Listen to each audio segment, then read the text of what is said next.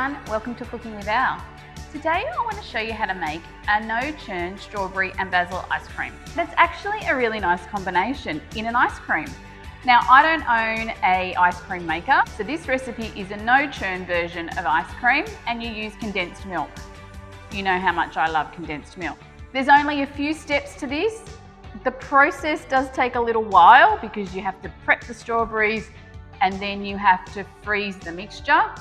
So you do have to be patient, one of my many challenges, but it is worth the wait.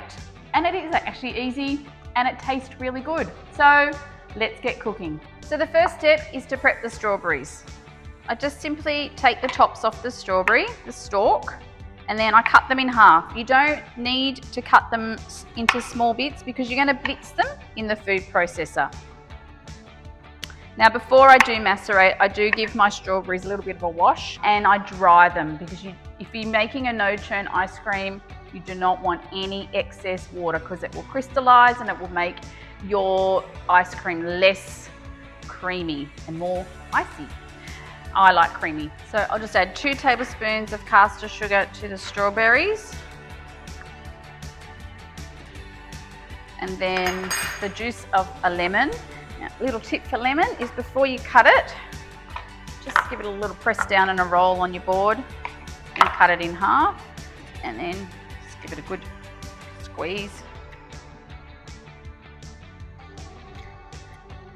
Use your spoon just to stir that around. Let those sit in the fridge for about 20 minutes or so. After 20 minutes, add the strawberries and the basil to the food processor and blitz on high until there are no large chunks. Now add the condensed milk to the food processor and blitz it again.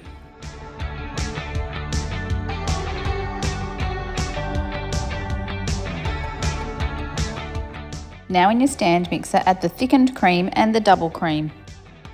Using the whisk attachment, beat the creams until it is stiff and has increased significantly in volume. Add the blended strawberry mixture to the whipped cream and whip it again in your stand mixer. You can also use a hand mixer. Now pour the mixture into your chilled glass container. Make sure it's as smooth as possible on top.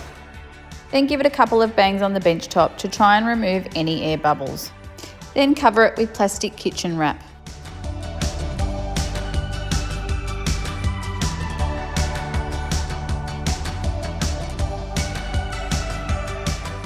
Place the lid on the container and pop it in the freezer overnight.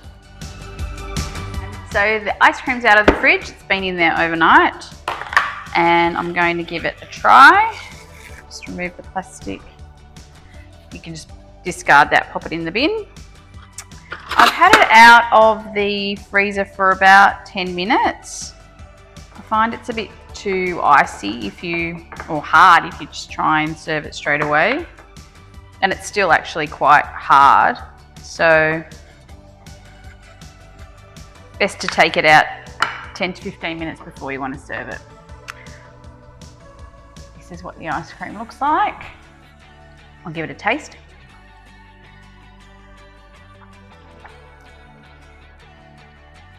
It's surprisingly super creamy because you wouldn't expect it from a no-churn ice cream. It is a little bit icy, but I think as it thaws, it gets less icy. That's been my experience with previous batches.